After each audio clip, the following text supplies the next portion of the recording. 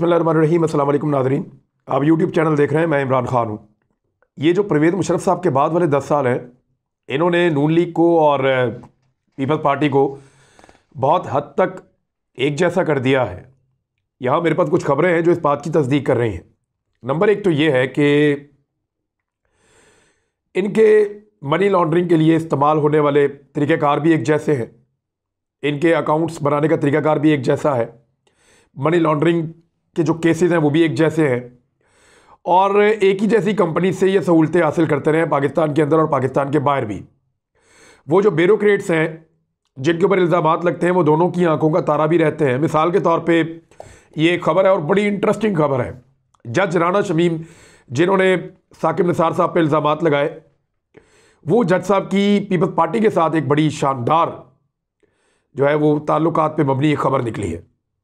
राना शमीम साहब नून लीग के बाद पीपल्स पार्टी की मेहरबानियों की भी एक दास्तान है उनके साथ। इन लोगों को ये पता है कि ये पार्टियां जो रवायती पॉलिटिकल पार्टियां हैं वो खुश कैसे रहती हैं और उनको खुश कैसे रखा जा सकता है।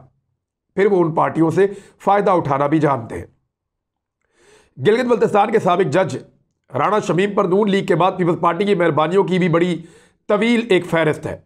सिंध हुकूमत ने इस्लामाबाद में मुकीम, यानी राना साहब रहते इस्लामाबाद में है, लेकिन कराची की जो लॉ यूनिवर्सिटी है, जो कानून की यूनिवर्सिटी है कराची की सरकारी, उसका महंगा तरीन वाइस चांसलर उनको बनाया सिंध हुकूमत ने, राना शमीम साहब को। रहते कहाँ? इस्लामाबाद में। वाइस चांसलर किस यूनिवर्सिटी के हैं? वो यूनिवर्सिटी कराची में है। और बड़ी मजे की चीज़ें आपको मैं भी और बताता हूँ, यानी आप हैरान हो जाएंगे।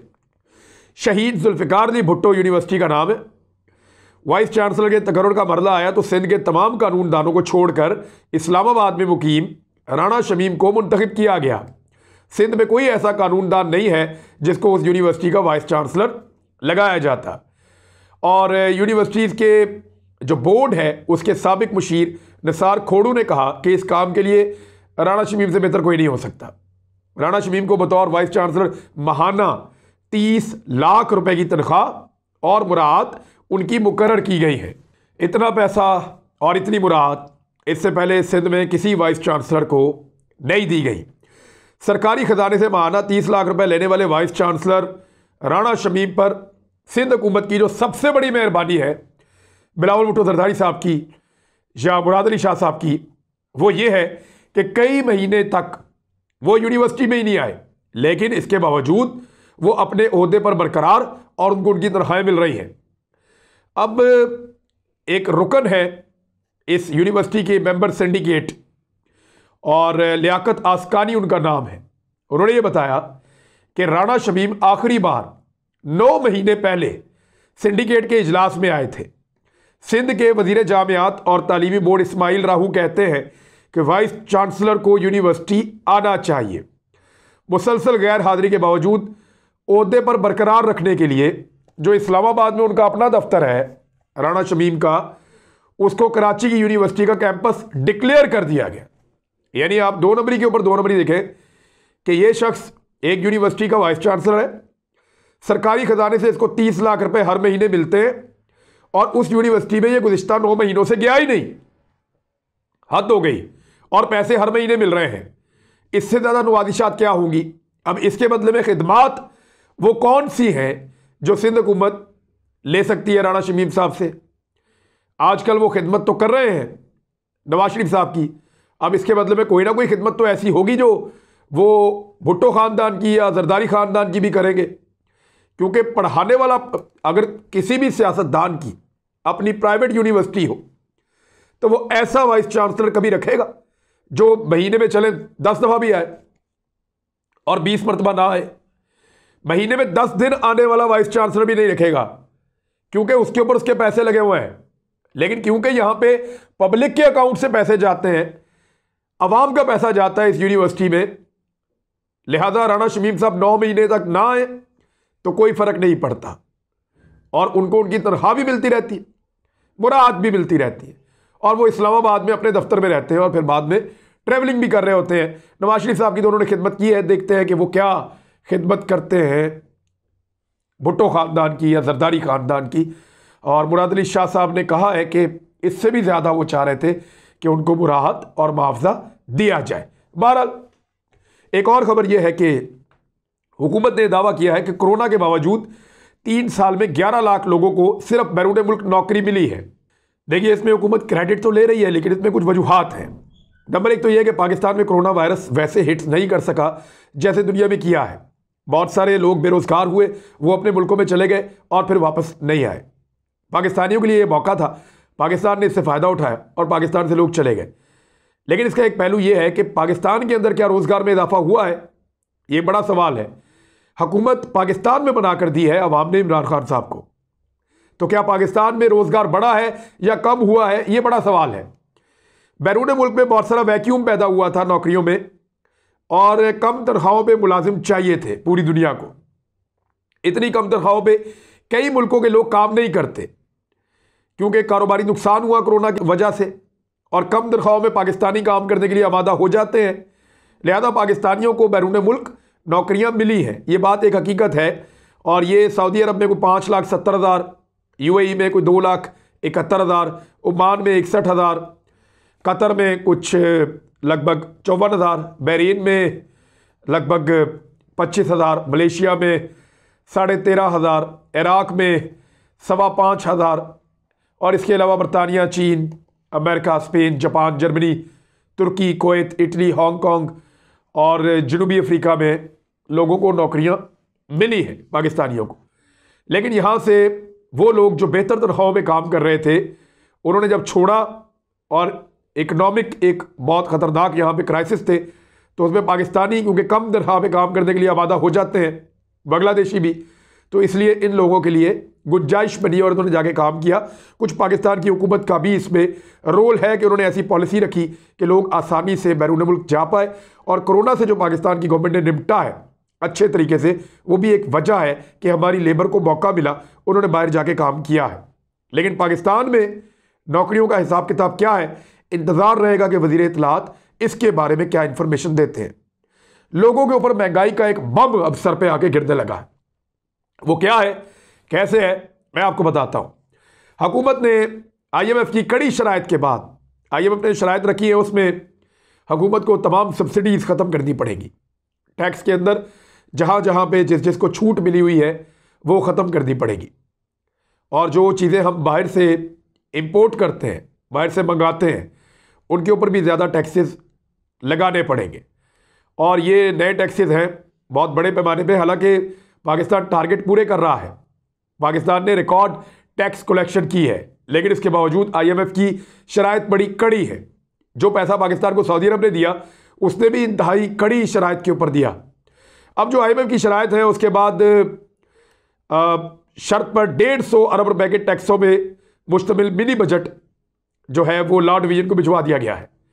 अब एक बजट तो आया था आपका जून में, तब हुकूमत ने कहा था कोई बजट नहीं आएगा, लेकिन जो लोग माहिरीन थे उन्होंने कहा कि दोबारा बजट आएगा और मिनी बजट इनको लाना पड़ेगा, क्योंकि वो समझते थे कि इस बजट के साथ IMF के साथ गुजारा नहीं हो पाएगा।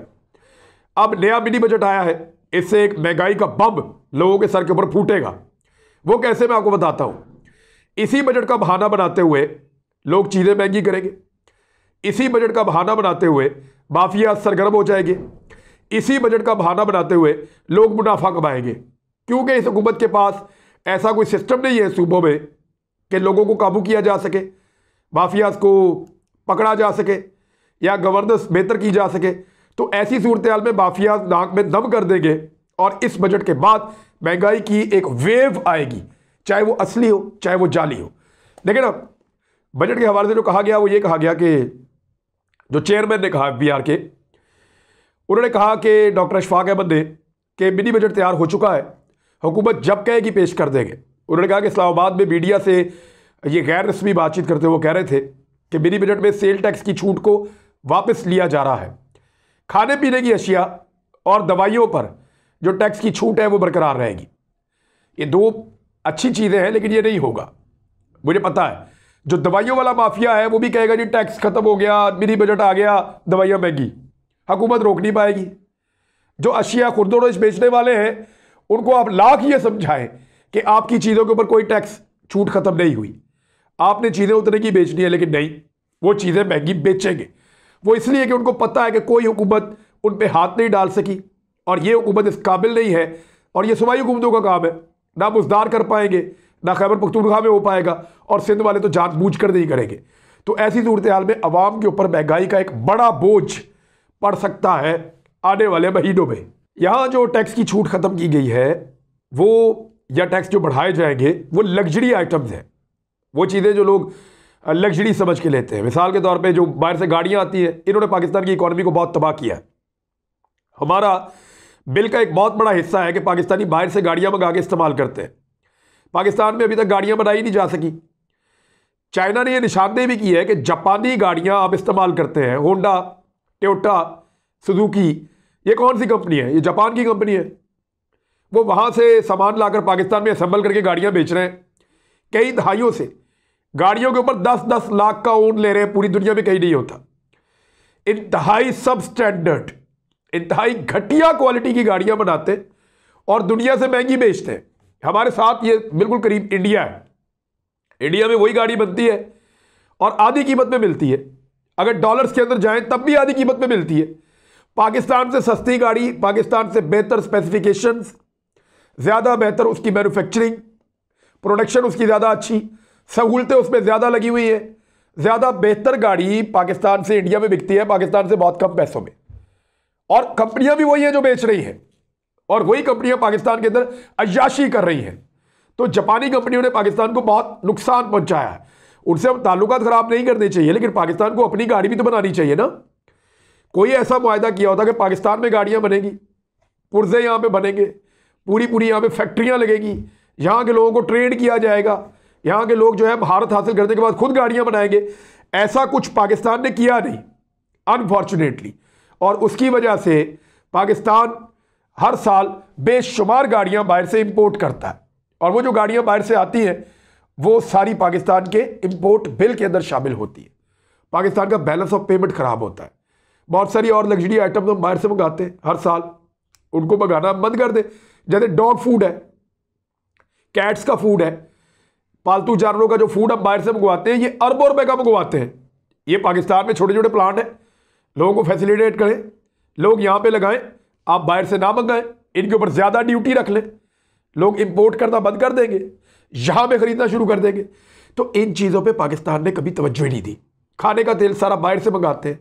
पाकिस्तान के अंदर बेहतर माहौल है, यहाँ पे आप पैदा करें और यहाँ पे लोगों को आप बना कर दें, लेकिन इन पॉलिसीज़ की तरफ कभी हुकूमतें जाती नहीं है। जमशेद इकबाल चीमा एक ऐसे आदमी थे जो इसके ऊपर काम कर रहे थे, लेकिन बदकिस्मती से वो ऐसे किस्मत के फेर में आए कि इलेक्शन लड़ने गए, वो भी नहीं हो सका, और बाकी सारी चीज़ें भी डिस्टर्ब हो गई। लेकिन उनके पास इसका विजन था।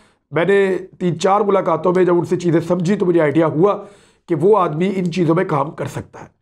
अब आ जाए एक और खबर। एक तरफ तो हुकूमत जो है वो इलेक्ट्रॉनिक वोटिंग मशीन के लिए इलेक्शन कमीशन को फंड्स जारी करने का सोच रही है और इस पर मुशावरत कर रही है, और अरबों रुपए के फंड्स हैं, 50 अरब से ज़ायद के, जो उनको दिए जाएंगे ताकि वो इलेक्ट्रॉनिक वोटिंग मशीन की खरीदारी करें और इलेक्शन को वहाँ शिफ्ट करें।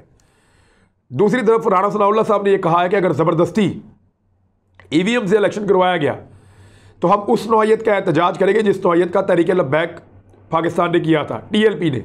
वहाँ पुलिस वाले शहीद हो गए थे, दूसरी जानब भी बहुत नुकसान हुआ था, और पाकिस्तान का नुकसान हुआ था, अल्टीमेटली लोगों का नुकसान हुआ था। तो राणा सनाउल्लाह साहब ने उसकी धमकी दी है, और इलेक्शन के लिए तो सियासतदान किसी भी लेवल तक जा सकते हैं। ऐसा नहीं है कि PMLN में बिल्कुल कैपेसिटी नहीं है एहतजाज करने की।